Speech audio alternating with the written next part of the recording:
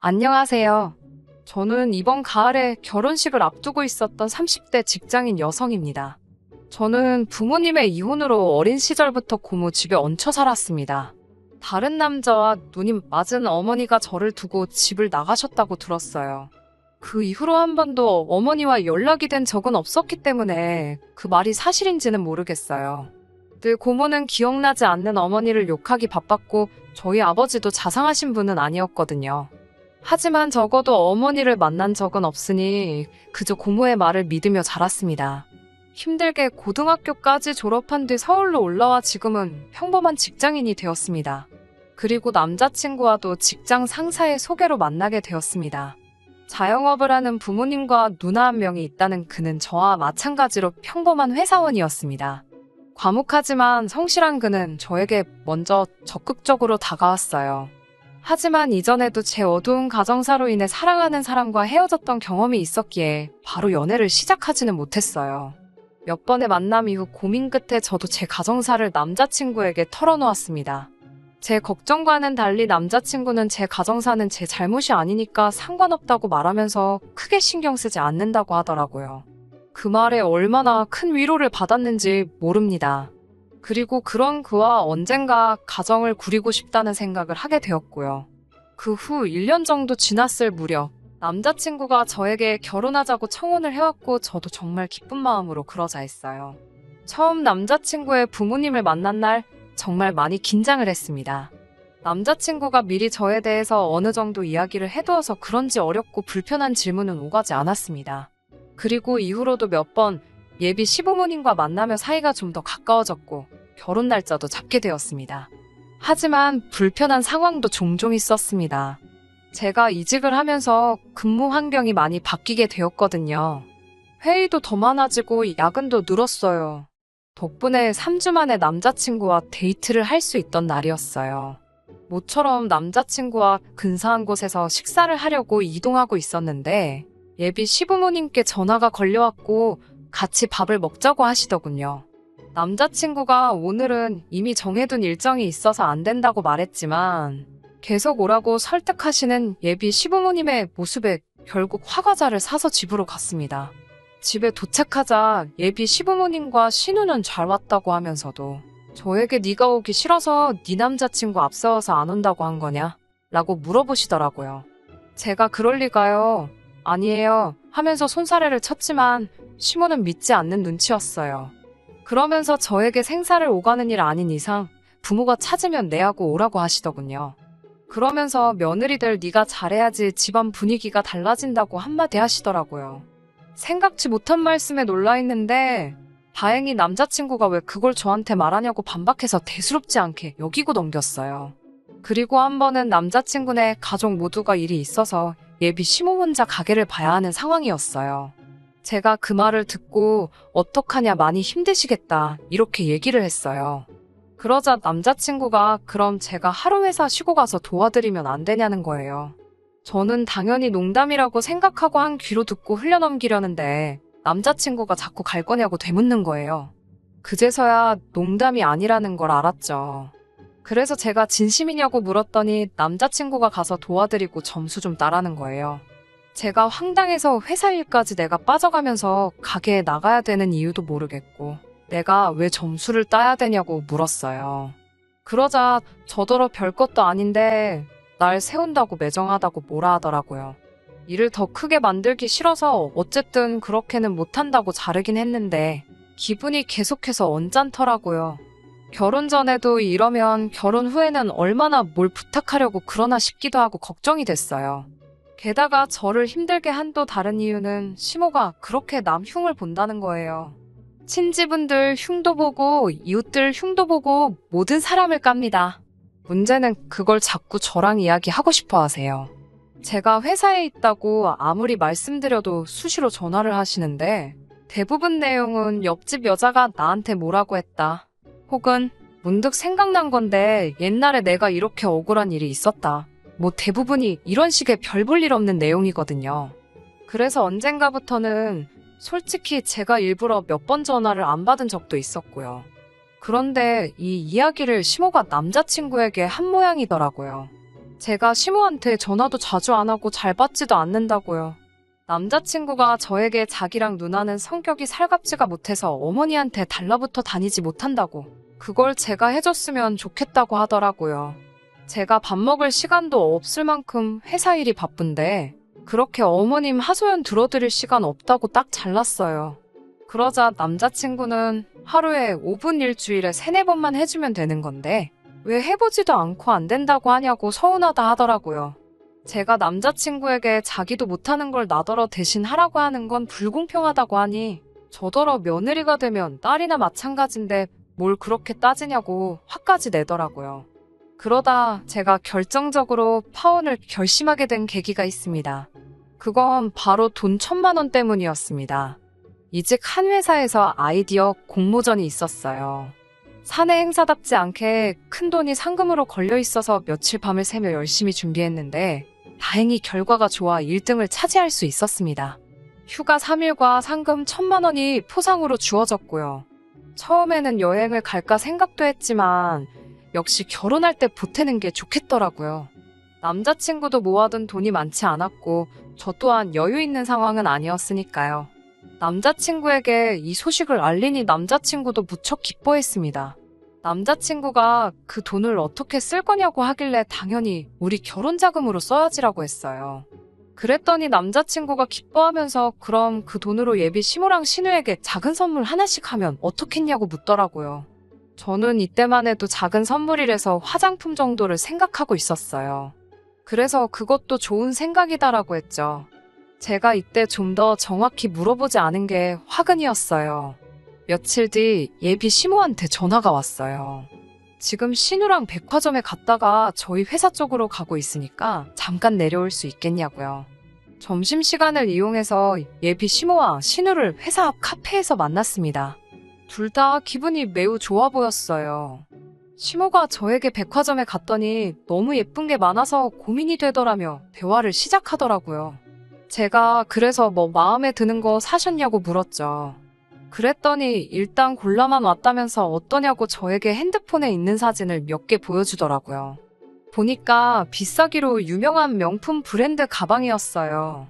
저는 정말 예쁘다고, 그런데 이것들 조금 비싸지 않냐고 물었어요.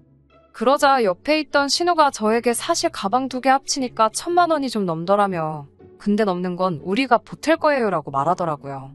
자기들 가방인데 자기들이 돈을 보탠다는 게 이상해서 누가 사주는 거냐고 물었더니 둘이 저 한번 쳐다보고 서로 한번 쳐다보더니 깔깔 웃더라고요. 제가 왜 그러냐는 표정으로 쳐다보니까 신우가 말하기를 제가 그 가방을 예단으로 사준다고 했다는 거예요. 제가 순간 멍찌고 황당해서 저는 그런 말 한 적이 없다고 했어요. 그랬더니 시모랑 신우가 어이없다는 식으로 저를 쳐다보더라고요. 저도 같은 표정이었을 거예요. 어색한 정적이 흐르고 갑자기 시모가 어디론가 전화를 걸었어요. 그러더니 저를 바꿔주더라고요. 보니까 남자친구였어요. 남자친구가 무슨 일 있냐고 저에게 묻길래 시모랑 신우가 내가 가방을 사준다고 했다는데 이게 무슨 말이냐고 반문했어요. 그러자 남자친구는 이따 나중에 이야기하자면서 전화를 끊어버렸어요. 제가 시모와 신우에게 정말 남자친구가 그렇게 말했냐고 물으니 그럼 자기네가 없는 말 하겠냐며 예민하게 받아들이더라고요. 그러더니 저에게 하는 말이 근데 이러나 저러나 지금 사줄 건지 말 건지 말하면 되지 않는 것 아니냐라고 신우가 물었습니다. 저는 죄송하지만 지금 여유가 없어서 그건 좀 힘들 것 같다고 했고요. 그러자 신우와 시모가 기분이 상했는지 알았다며 자리에서 일어나 뒤도 안 돌아보고 가더라고요. 찬바람이 부는 그 뒷모습에 제가 잘못한 것도 아닌데 마음이 너무 불편했어요. 예비 시모와 신우가 그렇게 가고 나서 저도 마음이 편치는 않았습니다. 그리고 그날 저녁 남자친구와 데이트를 하고 있었어요. 남자친구 핸드폰으로 신우에게서 전화가 오더라고요. 전화를 받는 남자친구의 안색이 점점 안 좋아지는 걸 보고 낮에 있었던 일 때문이라는 걸 어렴풋이 짐작할 수 있었어요. 아니나 다를까 전화를 끄는 남자친구의 표정이 영 좋지 못했어요. 그러더니 아까 도대체 시모와 신우에게 뭐라고 한 거냐고 따져 물었습니다. 저는 있는 그대로 솔직하게 이야기했어요. 덧붙여 왜 저랑 상의도 하지 않고 시모와 신우에게 그런 큰 선물을 하겠다고 약속했냐고도 반문했습니다. 그러자 남자친구가 하는 말이 자기 집에서는 저를 친딸이나 마찬가지로 받아들이고 사랑할 마음이 되어 있다. 그런데 저는 아닌 것 같대요. 그게 무슨 소리냐고 다시 따져 물으니 하자 있는 제 사정을 이해해주는 고마운 가족들에게 그 정도 선물이 뭐가 어렵냐고 너무 야박하고 치사하더군요. 그제서야 깨달았습니다. 제 가정사를 두고 제 잘못이 아니라며 뭐 어쩔 수 있었냐고 말하던 건 다 거짓부렁이었다는 걸요. 제가 부모님이 안 계신 걸 이유로 저를 하자 있는 사람으로 생각하고 있었다는 걸 제가 눈치채지 못할 정도로 철저하게 숨겨왔다는 사실에 소름이 돋더군요. 사람 보는 눈이 없다고 할 정도로 눈치가 없지는 않았는데 말이죠. 단지 이 남자에게는 제가 부모가 없다는 이유 하나만으로 자기 부모에게 그리고 자기 형제에게 제 모든 걸 다 바칠 사람이라고 생각했던 것 같습니다. 저와의 결혼도 애초에 그럴 계획으로 저에게 접근했겠죠. 그리고 점점 이 결혼은 하면 안 되겠다는 생각도 들었고요. 결국 남자친구에게 그럼 우리 결혼 다시 생각해봐야 할 것 같다고 말했습니다. 남자친구는 그깟 1,000만 원 때문에 헤어지자고 하는 거냐며 저더러 다시 봤다고 실망이라고 하더라고요. 마지막 기회를 줘보고 싶은 생각 또한 없었지만 남자친구에게 한번 떠보듯이 물어봤어요. 너도 그 금액에 상응하는 만큼 내 고모에게 선물을 하라고요. 그럼 저도 그깟 1,000만 원 아까워하지 않고 신우와 시모에게 선물하도록 하겠다고요. 남자친구는 인상을 잔뜩 찌푸리며 부모님도 아닌 사람한테 뭐하러 그렇게 돈을 쓰냐고 하더라고요. 앞으로 저를 딸같이 여겨줄 자기 가족들한테 돈 1,000만 원 쓰는 게 아깝냐고 성질을 내더라고요. 아까우면 아깝다고 말하라나요. 남자친구한테는 웃으며 대답해줬어요. 그렇지 않다고 1,000만 원이 전혀 아깝지 않다고요. 제 말에 남자친구 얼굴이 환하게 바뀌더라고요. 제가 시간 끌 거 있냐고 뭐 사고 싶은지는 내가 봐서 안다고 백화점으로 당장 가자고 했습니다. 신우와 시모가 골라놓은 명품들을 들고 남자친구와 계산하러 향했습니다. 계산을 하기 직전에 남자친구에게 아직 상금이 입금이 안 돼서 들어오면 곧바로 계좌이체를 해준다고 말하고 남자친구의 카드로 일시불로 긁어버렸습니다. 포장하면서 어차피 드릴 건데 이런 게 뭐가 필요하냐고 택도 뜯어버리고 백화점 쓰레기통에 영수증과 함께 버려버렸어요. 남자친구 집에서 선물을 전달해드리니 두 사람도 입이 귀에 걸려있더라고요.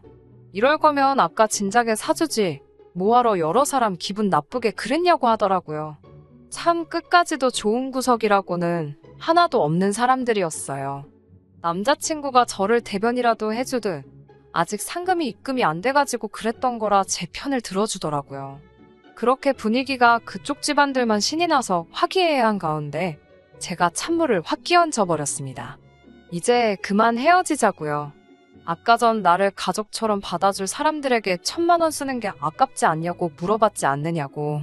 너는 이미 가족이니까 네 가족한테 1,000만 원 쓰는 거 전혀 아깝지 않을 테니 내 돈 가지고 네 가족들한테 잘할 생각하지 말고 네 가족들한테는 네 돈 써서 네가 잘하라고요. 이깟 1,000만 원 똥 차더라고 두 번 다시 엮이지 말라는 교훈값이다 생각하고 눈꼭 감고 그 가방들 니네 가족들한테 내가 그냥 사줘보려고 생각도 해봤는데 너가 직접 번 돈 가지고 가족들한테 잘하라고 레슨해준 게 있으니까 그 값을 너가 치른 거라고 해줬습니다. 신우와 시모한테도 남한테 그런 비싼 거 받는 거보다 가족한테 받는 선물이 더 마음에 드시죠? 라고 말하고 그 자리를 뛰쳐나왔습니다. 어차피 결혼하면 공동재산이 되었을 것을 그 1,000만 원조차 지 가족한테 지 돈 쓰는 건 아쉬워서 내 돈 가지고 하려고 했다는 게 아직도 괘씸해서 생각만 하면 화가 나네요. 결국 남자친구와는 그날로 헤어졌습니다. 제가 1,000만 원이 아까워서 헤어진 게 아니에요. 남의 개인사를 가지고 약점이라고 생각하고 저를 휘두르려 하는 모습과 네 돈 내 돈 따지면서도 내 돈은 자기 가족한테 다 써야 하는 심보를 가진 사람하고는 가정을 이루어봤자라는 생각밖에 들지 않아요. 그래도 한때 결혼까지 약속했던 사이이다 보니 핸드폰에 저장된 번호로 사진으로나마 그 집 구석 소식을 볼 때가 있어요. 신우의 SNS에 들어가 보면 그 가방을 들고 찍은 사진이 하나도 없었어요. 평소에도 사소한 것까지 남들 보여주고 싶어 사진으로 전부 찍어 올릴 정도인 사람이거든요. 그런데도 사진 하나 안 올라오는 것 보면 아무래도 그 가방은 환불을 받은 것 같네요. 일부러 영수증도 버리고 택도 뜯었으니 환불하려면 말싸움 좀 해야 했을 텐데 나한테는 그 돈이 아깝냐면서 자기 돈은 정말 아까웠는지 말싸움까지 해서 환불을 받아냈나 봅니다. 그런 거 보면 안전 후회가 없어요. 오히려 결혼 전에 자기들의 본 모습을 까발려줘서 고마울 따름이에요. 제가 그 상금을 타지 않았더라면 꼼짝없이 그 사람들 본성도 모른 채 그 집에 시집가서 어떤 대우를 받고 있을지 뻔하다 보니 오히려 안도의 한숨이 나오네요. 이 1,000만 원만큼은 제가 정말 필요한 곳에 저를 위해 쓰도록 해야겠습니다. 제가 준비한 사연은 여기까지입니다. 끝까지 들어주셔서 감사합니다. 오늘의 사연은 여기까지입니다. 구독과 좋아요, 알람 설정 부탁드리고 더 좋은 사연으로 다시 찾아뵙겠습니다. 감사합니다.